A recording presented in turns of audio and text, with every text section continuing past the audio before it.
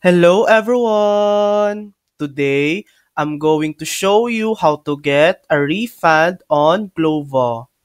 First, open the Glovo app and go to the Orders tab. Select the order that has an issue.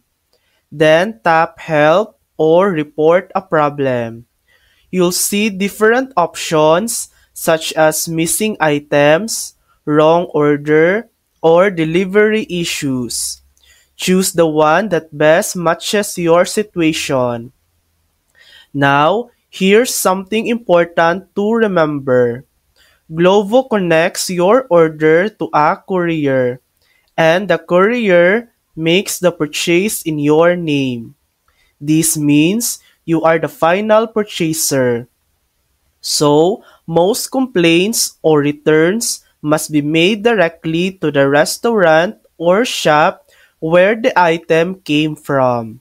The only exception is if you place your order using the McDonald's section inside the Glovo app. In that case, you can contact Glovo directly for your refund. Once your request is processed, your money will be returned to your original payment method.